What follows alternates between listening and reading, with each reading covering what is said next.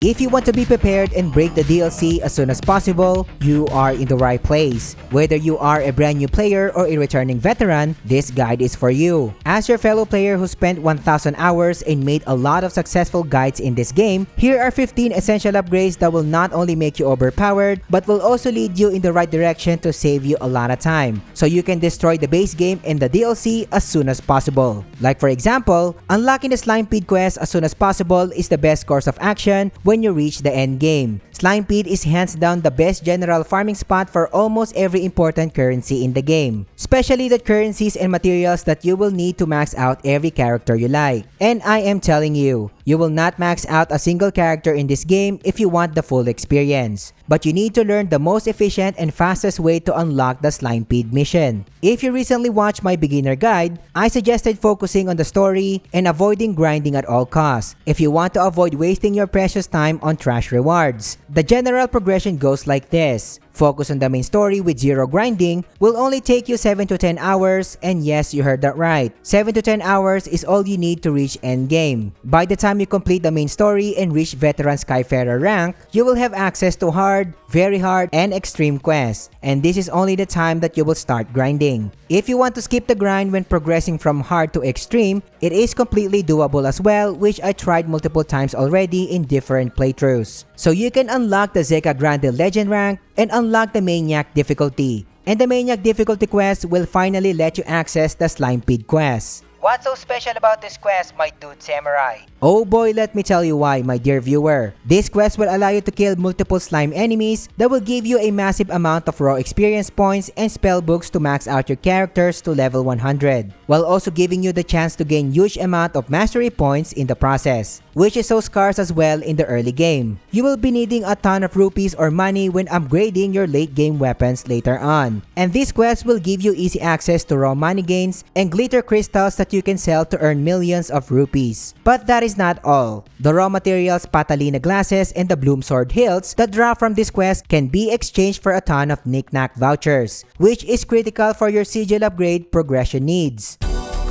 Every player needs to pick at least one main character to master and progress, and there are tons of characters to choose from with different playstyle and skill requirements to master. The majority of my friends who did not have prior knowledge about the Granblue Fantasy universe asked me which character to play, and they want a combination of an easy playstyle to master but can also destroy and break the game in the shortest time possible. Whenever I hear this, two characters always comes into mind, and Twain is one of the absolute beasts when combining comfort and powerful damage per second. Without getting too much into the weeds, the majority of Twain's damage comes from her Ultrasight Volley, known as the Multi-Lock Hail, and also from her normal attack. She also gives you access to crowd-controlling status ailments such as paralysis, which is a huge advantage for your whole party. She is also equipped with high damaging skills that can easily be used at almost any point in combat, so beginners will surely love this character if her playstyle matches theirs. As another ranged DPS, she can have constant uptime while retaining great mobility in combat. Not to mention that this gorgeous lady receives a buff in the latest update, making her kit even more powerful. And the second one is no doubt one of the absolute best and broken characters in the game, the almighty Sandalphon. Believe me when I say that this guy is an absolute powerhouse. When he first dropped into the game, we all thought that this character was bugged when it comes to his insane damage output, so he will receive a fateful and disastrous downgrade after a certain amount of time. And the day finally came, as Sandalphon's overall damage was adjusted in the recent update as mentioned. But guess what? Even after the adjustment, his lightstep attack remains potent, and this solidifies the choice of many beginners who recently played the game. During Sandalphon's Archangel form, you will be given the chance to spam the lightstep attack. The lightstep attack allows Sandalphon to shoot insanely strong projectiles that can be spammed over and over. While you are spamming this single attack, you'll be focusing on a single damage skill. So right off the bat, you are seeing how crazily simple the combo rotation works, while still allowing you to deal tons of damage that can rival the maximum output damage of characters with complicated combos or playstyles. To give you a clear perspective, my friend and I did a quick dummy test to see how much Sandalphon's damage was nerfed. Little to our surprise that Sandalphon still can do 22 million damage by just doing lightstep alone and without his new weapon, versus my friend's main character Vayne that outputted 26 million damage. Veterans can argue with me that what's good about 22 million damage if we can score 65 million plus in the past. Well, let me tell you that everything was adjusted after the recent update, especially the damage calculation. We have yet to see the full potential of these characters with the latest weapons and sigils. Being able to deal 22 million damage from Sandalphon by just spamming light step that requires only 2 buttons while letting you worry about casting a single skill is broken, and nothing beats its simplicity. If you want to unlock these 2 great characters right at the very start of the game, I firmly believe that there's no shame in buying them as DLC content, especially if you want to access the DLC as fast as possible without too much friction. But keep in mind that you can also unlock these characters normally in the game if you don't want to spend a dime. You need 3 K9 White Blooms, which drop from the regular Lucilius, also known as the Final Vision quest. The Zero quest, on the other hand, or the level 250 Lucilius, also drop K9 White Blooms, but it's not really required. Having 3 K9 White Blooms will allow you to exchange Sandalphon's special crewmate card to finally play this character. Twain, on the other hand, can easily be unlocked by farming supreme weapon essences in the quest Lock Horns, which has the endgame boss Behemoth. Then trade these weapon essences for Twain's special crewmate card later on. And if you are getting value so far, subscribe to the channel. Liking the video and engaging in the comments helps me more than you can imagine. Join our Discord server and team up with other players and help us build our community.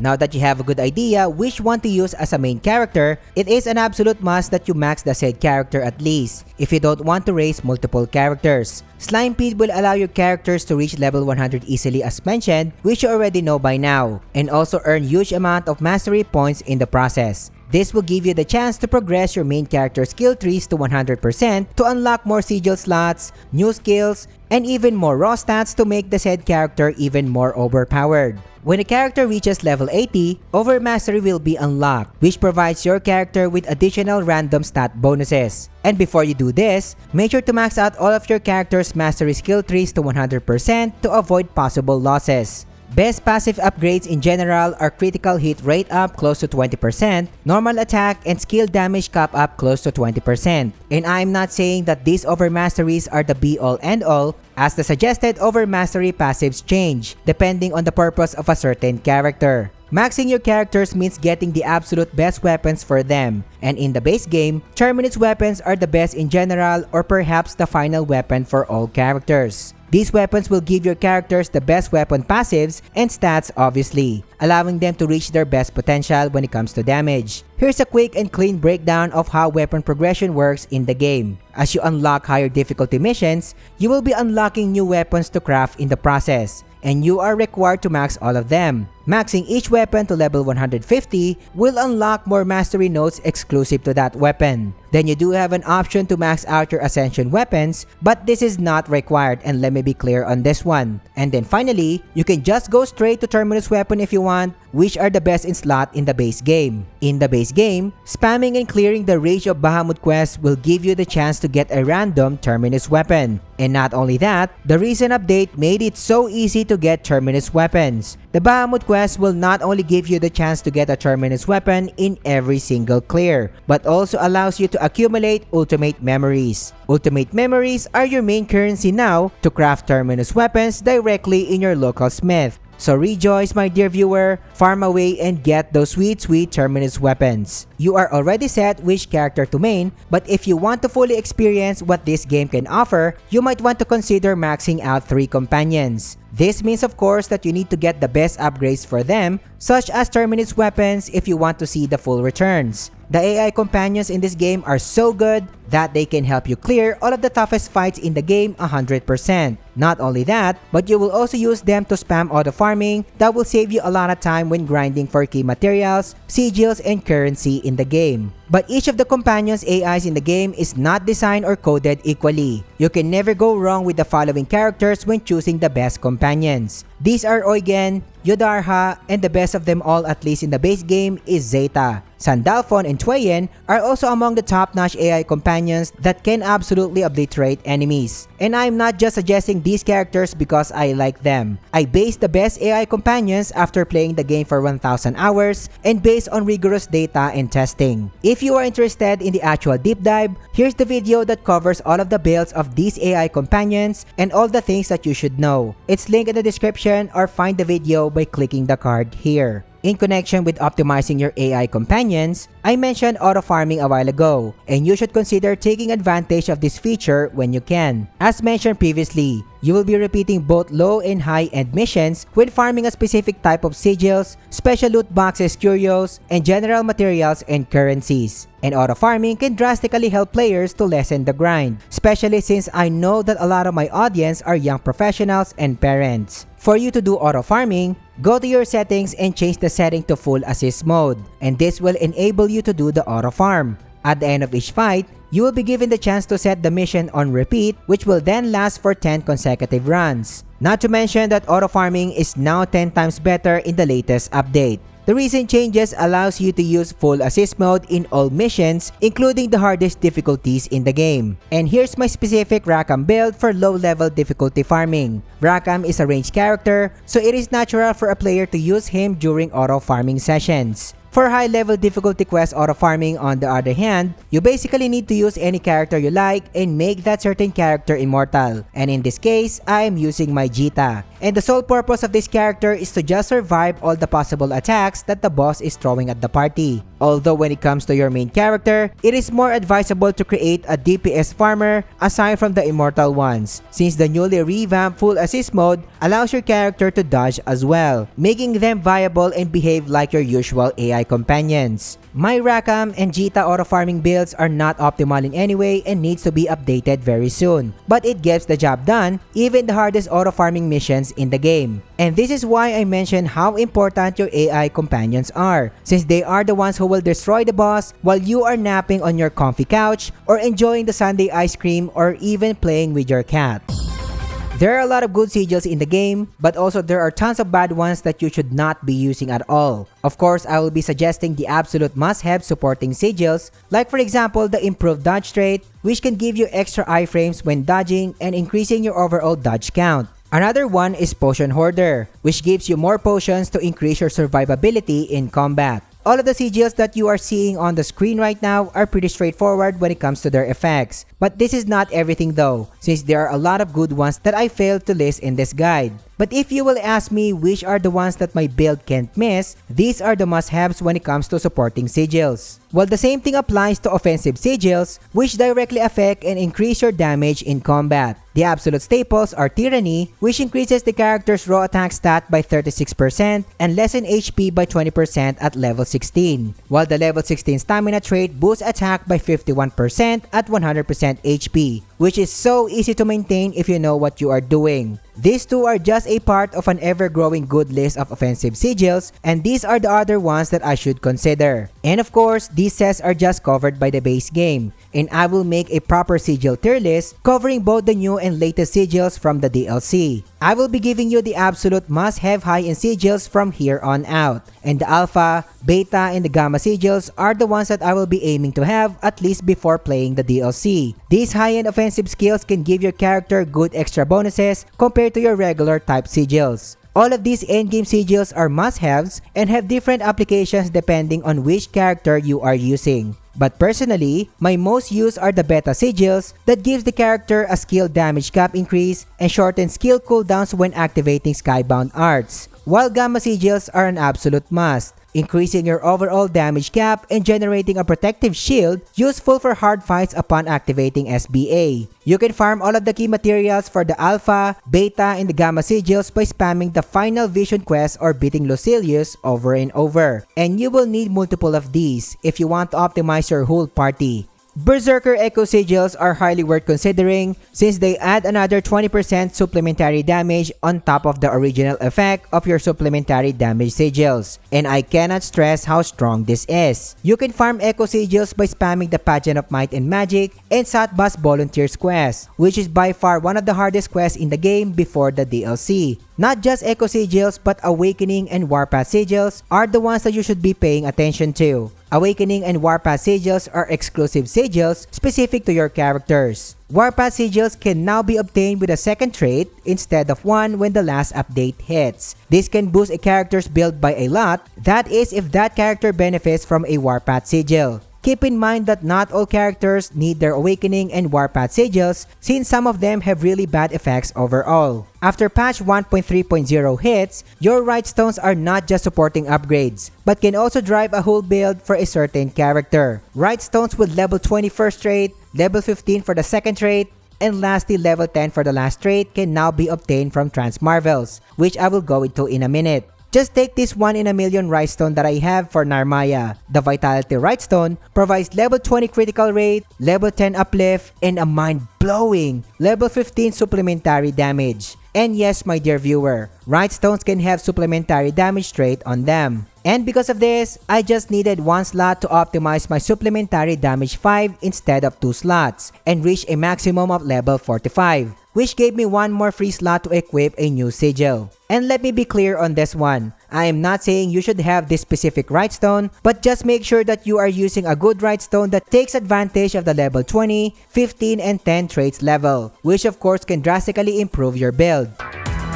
Transmarvels are your fastest and primary source of 5+ sigils, including the best sigils that we already talked about like Warpath, Awakening Sigils, and Giga Chad Rightstones. So let's say your team is already in a good shape and everyone is maxed out. Then it is advisable to stockpile Transmarvel charges for the DLC. So when you upgrade with the DLC, you will have sufficient Transmarvel charges to potentially get the brand new sigils. And just in case you didn't know, the results of Transmarvels are actually not random and are predetermined after every instance. A Transmarvel result will give you the same results if you load your save. And here's the actual chart of how the reroll trick goes. So the trick here is to save hundreds of Transmarvels and save your game. Then use your charges to get high level sigils and Rightstones. And if you don't want the results, just fire any quest that you can clear for 3 seconds. After the quest, do multiple Transmarvels and notice that you are finally getting different results. Just repeat the cycle to potentially get your desired sigils and Rightstones. But the best thing is, the reroll trick not only applies to Transmarvels, but also applies to overmasteries to manipulate the results and get the best passives, instead on relying on the seeded or predetermined results. And yes, my dear viewer, it does work on your sigil synthesis as well. Supplementary Damage 5 and 5+ are currently the rarest sigils in the game, and it is elusive as hell for a reason. Supplementary Damage trait, as the name implies, adds a bonus damage on top of all your attacks. At level 45, it will give you 100% chance to deal the extra damage. I mentioned that the extra damage applies to all attacks, right? So imagine if your hardest hitting skills deal millions of damage. The extra damage that you can get from the sigil is simply massive. But the broken part is that the additional damage that you can get from the sigil is separate from the damage cap calculation, making it one of the strongest sigils in the game. Before the DLC, we do have 4 best spots to farm the supplementary damage 5+. The next hot topic and general investigation Galanza are the best ones for a newbie setup or for lower difficulty setups. While Blazing Trial will give you a chance from Curio Drop as well, but nothing really beats Lockhorns when it comes to the base game. Spamming Behemoth will give you the chance to get both versions of the supplementary damage from Curio Drop and as a direct drop. How cool is that? But what if I told you that you can now get supplementary damage 5+ from level 3 transmutations and Transmarvels? And yes, my dear viewer, finally you can now rejoice. I spent thousands of hours just to get a handful of supplementary damage 5+, and now they are dropping relatively easy from Transmarvels. War Elemental is hands down one of the best sigils in the entire game, and it works hand in hand with supplementary damage. War Elemental sigil will convert all of your character's damage type to deal elemental weakness on enemies or superior element. This makes every character viable in endgame since their element is really not an issue anymore. You will be expecting immense damage from your build if you have this equipped. The following missions are your best bet when getting the War Elemental sigils. But Lockhorns, as expected, is the only quest that drops War Elemental Plus at least in the base game. And you've guessed it, level 3 transmutations and Transmarvels also drop War Elemental Plus without a hassle in the latest update. There goes my 1,000 hours of grinding.